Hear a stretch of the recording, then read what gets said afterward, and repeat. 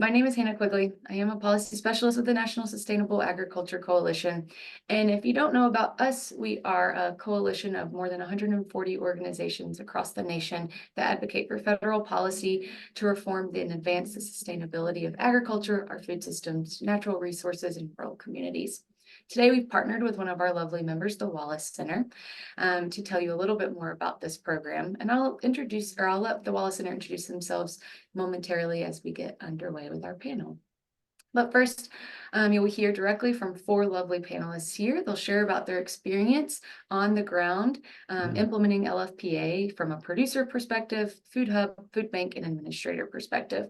And we'll share some additional highlights from the national level and perspectives that aren't represented today. So before we dig in though, just really briefly, LFPA launched in 2021. It's managed by the USDA Commodity Procurement Service under the Agricultural Marketing Service. And the purpose of the program is to promote food and agricultural supply chain resiliency, build and expand economic opportunities for local and underserved producers, and establish and broaden partnerships across the food system, particularly by building value chains between local farmers, food banks, and other food assistance programs. Initial funding for the program was provided by the American Rescue Plan Act, and a second round of funding was provided by the Commodity Credit Corporation. In total, the program will invest about $900 million in local and regional food systems, supporting underserved producers across the nation. They're being implemented in every state, in addition to 28 tribal nations and 3 territories. And since the program is structured as a cooperative agreement, it actually allows for a lot of flexibility to design these programs based on existing investments in the states, meeting the unique needs of hard-to-reach communities, and strengthening regional supply chains. It also allows for a wide variety of foods to be purchased so that it gets to highlight the regional agricultural supply.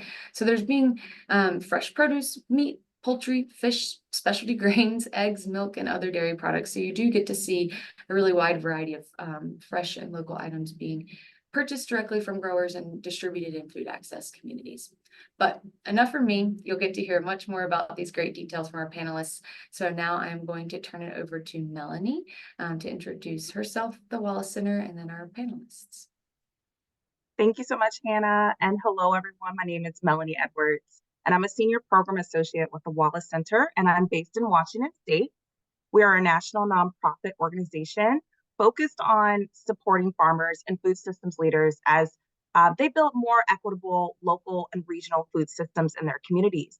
Over the past several years, we've been closely tracking the launch and implementation of the Local Food Purchase Assistance Program because of its goals around building supply chain resiliency, supporting socially disadvantaged producers, and strengthening relationships within regional food systems, which are the very goals that we and our network members are working towards. Since the launch of the program, we've been providing technical assistance and conducting research to support the success of the program, where we have an incredible panel of LFPA implementers who have graciously taken their time to share their experience and insights of their state's LFPA program, and each of them brings a unique perspective, making this conversation all the more enriching. So on our panel today, we have Jerry Manilow from King's Poultry in Ohio. We have Ton Tran from OKC Food Hub in Oklahoma. We have Chris Ford from Riverbend Food Bank in Iowa. And we have Mary Green Schroeder of Spirit Lake Tribe in North Dakota. So we have a couple questions for the panel. First, I want to give each of the panel members an opportunity to introduce themselves and briefly share a little bit about your LFPA panel. And I would love to share, to start with Jeremy, if you wouldn't mind just sharing a little bit about your program. Sure. So my name is Jeremy Manallo on behalf of King's Poultry Farm. We are both a poultry grower and processor in Ohio. Our involvement so far with LFPA is through the Ohio CAN program, which focuses on buying food from local farms that supplies the regional food banks in Ohio. So mainly the local chicken farmers in Ohio and surrounding states need inspected processing to be able to sell their chickens in the greater world, but to the food banks as well. And that is a service that we provide for them. In 2024, we estimate that we'll process 50 to 60,000 chickens grown by 20 to 25 different small family farms that will go to Ohio Can, feeding underprivileged people using the food banks. And all of that is funded by LFPA. So we're thrilled to have taken part in it and hope it continues. Thank you so much. Tan? Hello, everyone. I'm the co-founder and co-executive director of the OKC Food Hub here in Oklahoma City. We are a new nonprofit and launched operations in March 2023 after seeing the need for an aggregator who would work with growers to support them in scaling to institutional markets. I'm also an immigrant from Vietnam and grew up in Oklahoma City, where I learned from my mother's passion for growing Asian vegetables in our backyard. And during our first 5 years, we received SNAP benefits and food assistance from the food bank. In Oklahoma, the LFPA funds are divided between 2 food banks in our state. We partnered with the Regional Food Bank of Oklahoma to execute the LFPA program. They had not purchased local produce prior to this engagement and weren't sure how they were going to connect with local farmers. For the first time in Oklahoma, the OKC Food Hub created a systems approach with boots on the ground technical assistance, aggregation, and distribution for a local wholesale marketplace of fruits and vegetables.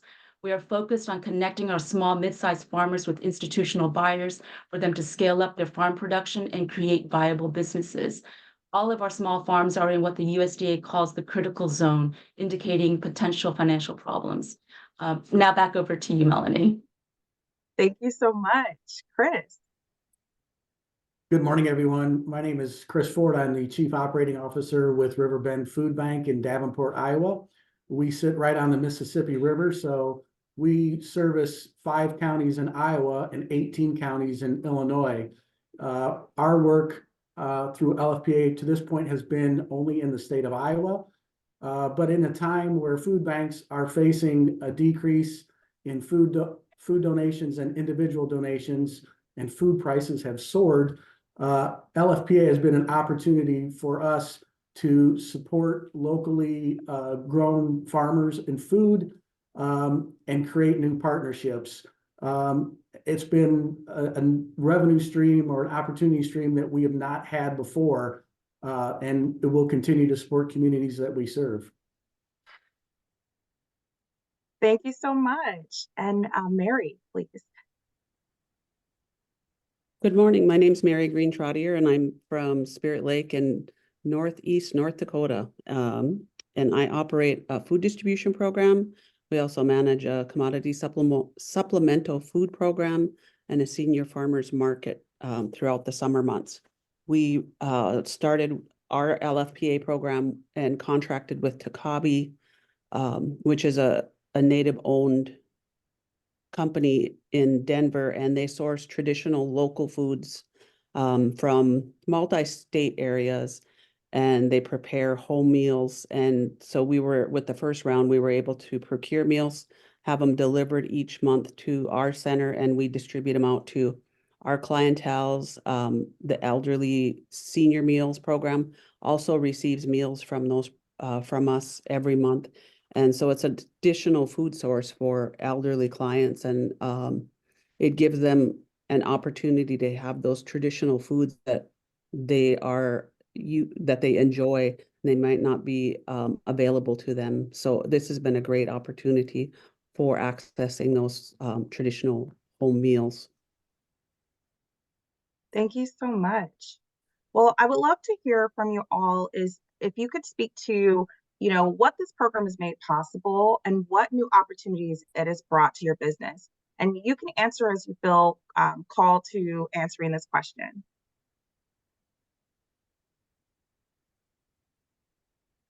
Melanie, sorry, go ahead. Okay, thank you. From a food bank standpoint, it has allowed us to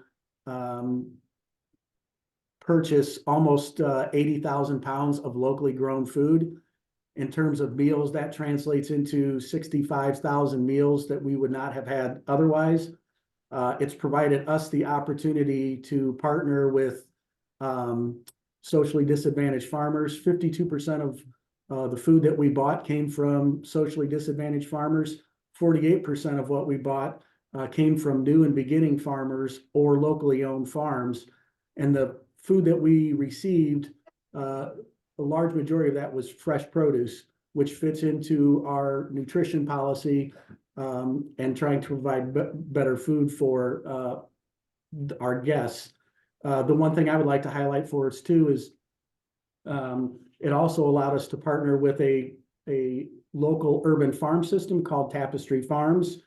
Tapestry Farms reclaims unused properties within the city of Davenport, Iowa. They now have 8 properties. They also have a hydroponic property. All of their volunteers are immigrants or refugees that work for them. We were able to spend almost $20,000 and almost 40,000 meals provided just through that Tapestry Farms program alone. So for us, this opened up a ton of connections locally that we will continue to build on that relationship. For us, the LFPA program allowed Oklahoma's food farmers to experience on-the-ground market support for wholesale volume at a consistent weekly sales opportunity for what they can produce. We structured our once-a-week pre-order process to allow all our wholesale buyers to place their orders first, and at the end of the ordering window, we were able to use the LFPA funds to move the remaining availability to the food bank.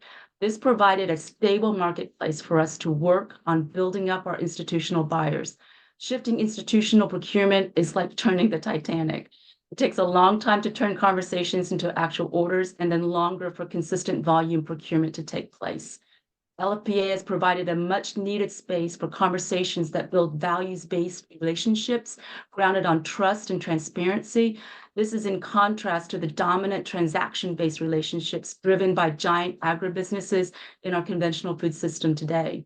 We have been able to produce rare, tangible results toward food security in a way that has shifted the mindset and choices of individuals and institutions toward a more nutritious, just, and equitable food system. Yeah. Thank you so much.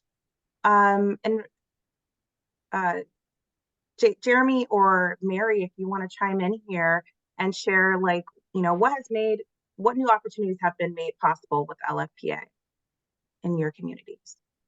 I think the biggest thing for us is working with so many small farms otherwise wouldn't have had the opportunity to grow as many animals in the business that they're doing. The LFPA has provided them sort of a guaranteed contract that if you raise this many animals, we'll buy them. And so they've been able to buy and scale, and some of that equipment they'll be able to continue using to scale and then go out to sell at other farmers markets or farm stores, retail stores, and give them the big leg up they need to not only provide food directly to the LFPA, but also then to grow their own farm and sell food to, other people that need and grow their own business through that. So those dollars have a lot of indirect effect too, more than just buying the food, but also enabling their business to do even more. I agree with everything he says, and I think for me, it's the biggest impact is not only a continued revenue stream for the vendors and marketing what they have in other communities, but particularly the people that are eating the food, having a client that's elderly that's never going to be able to go out and pick traditional foods call and they're excited about their frozen meal that they received with traditional foods that they may not ever have. So that's, to me, it's the impact on the people that are at the end of the chain, where the chain of food reaches them. That's something that impacts the people who are eating the food. Thank you. I would like to hear again from each of you, and Jeremy would like to start with you and just hear from your perspective what might be possible in your community if this program continues beyond 2025. So if the program continues to 2025 and beyond, I do think that local farmers, local processors will both grow into a stronger network, and the people who are benefiting from Ohio Can and LFPA will continue to have access to all that local food. that they need, not only for themselves to be as a business, but also for the people who are eating it, because that food has to come from somewhere. From the perspective of a small processor like myself, we often miss out on programs that might favor the large meat and poultry companies, because we're not doing hundreds of thousands of animals in a given week or month. And LFPA has found us a way to put our workers to work and feed local people with local food. So one of the things I read about LFPA is the intended goal is to maintain and improve food and agricultural supply chain resiliency. And I really think that that's what it's going to allow this to do, is create that supply chain that's not as worldwide or nationwide, but local, and allow that to grow and for everyone to take care of, the local people to them, and everyone pitches in a little bit more. I really think that it's an important thing to consider, and LFPA is a great step forward in strengthening that supply chain and making that change. Thank you. Ton? So I read in the USDA's 2023 report that farms continues, small family farms account for a large majority of our farms, but not the value of production. So the Oklahoma experience tells me that it's not because our small farmers can't produce the volume. It's because they can't get a fair price based on the local growing conditions, as well as not being able to get the volume of sales needed to make a viable living from growing more food. So here, our local prices are not yet as competitive as the local produce from within 400 miles in the surrounding states that is allowed in the program. Our surrounding states don't allow their LFPA spend outside of their state border, and we should likewise prioritize Oklahoma farmers first. Without the continuation of this program, growth potential with institutional buyers will be slowed, since we won't be able to offer a steady scale of produce. Without more time to develop institutional relationships and commitments, we would have 80-90% shortfall of wholesale buying demand compared to the supply potential. With the program, we could do so much more. We need more years to ramp up purchasing from institutional buyers and to ramp up our small, mid-sized farm production. The values-based relationships and institutional procurement just inherently takes more time to build, and we must do so with both farmers and buyers at the same time. There is an unfair price point competition that exists between local and conventional produce, as well as between local in-state and local surrounding state produce. In both cases, we need to emphasize values-based procurement for fair in-state local prices with our farmers. With continued funding to support the market, our farmers can scale up without taking on all the risk of production during the wholesale ramp-up years. We can scale up our in-state local food system, which will allow us to catch up with surrounding states and work toward participating in regional food system efforts to further strengthen our food security and our local economy. And of course, last but not least, we can continue to increase access to fresh, nutritious fruits and vegetables to our most vulnerable communities. When I think about our at-risk communities, it raises very visceral reactions from my childhood. This program allows us to give back their dignity and improve those communities' health conditions. So together, we can really be the tide that lifts all boats. Thank you so much. It's very powerful. Chris? Yeah, as a food bank, we have very limited resources. And I think what LFPA does is it lessens our reliance on purchasing food and donated product. But more importantly, what it has done is build relationships. And that's what our business is all about. In the 2 years that we've been in the Iowa LFPA program, we've created over 135 relationships with either producers or commodity farmers. Those opportunities would not have existed if it were not for LFPA. And then the fact these relationships are strong only helps us in the opportunity to go out and find nutritious, locally grown food that we can provide to our guests. Thank you so much. And Mary? Yeah, I think the opportunities for building capacity within have really been streamlined. Our program is a particular easy model. We don't have a food bank here, but piggybacking with other programs and building relationships with the vendors and the providing a steady stream of resources, so they can build infrastructure and increase awareness for any products that they sell. And in Indian country, it's always an extra a gift if you are given a bag of wild rice and some blue cornmeal. I'm using those as examples. Those are sacred gifts that we use, and food is considered sacred in our lifestyle every day. And so by having that introduced not only to the elderly and the people that are on our program, but it's also shared with their families. And so there's a cultural awareness that's built around this food too. Thank you. Well, I want to thank you all for sharing your stories.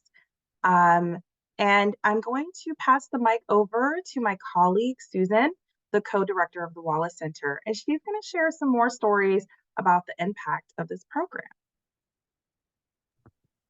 Thanks, Melanie, and thanks so much to the panelists for sharing your experiences. It was really profound. It's amazing to hear from you. And I just want to share, from the perspective of the Wallace Center, we're a national organization, so we are privileged to see a national perspective on the implementation of this program.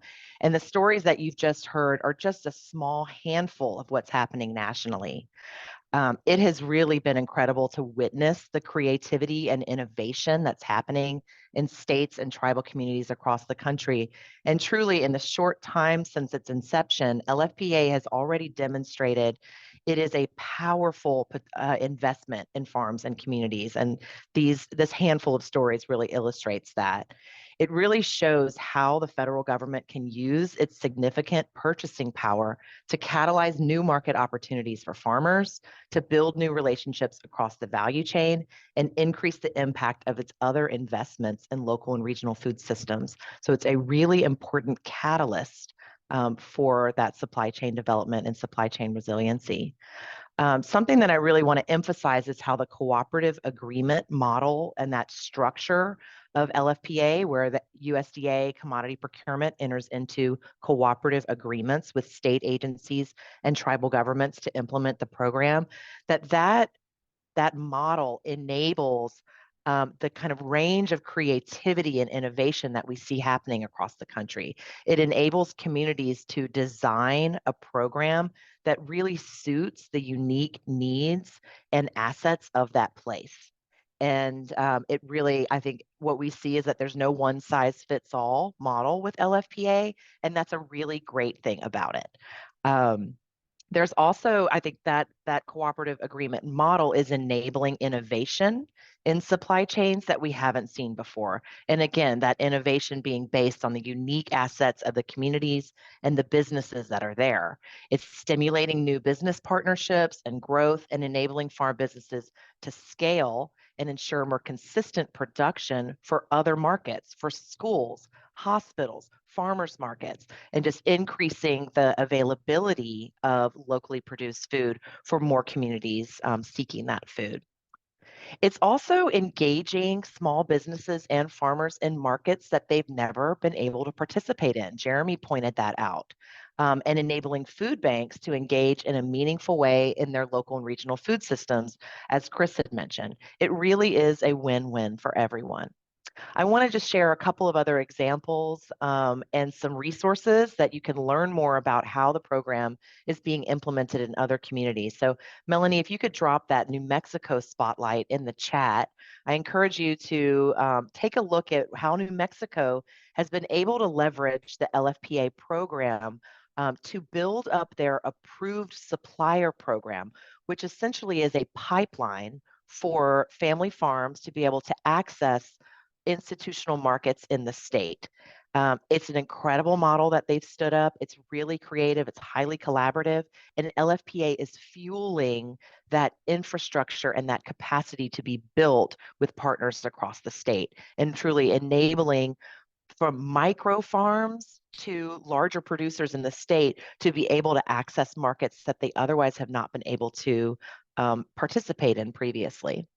We've also seen stories in other states, like in Kansas, where small farmers were having trouble accessing the program because they just don't grow enough to be able to engage in the relationship with the food bank or whoever the buyer is. So a farmer at Juniper Hill Farms stood up an aggregation program where one farm is procuring product from many other small farms and then purchasing it from them and serving as an aggregator and distributor to the food bank partners.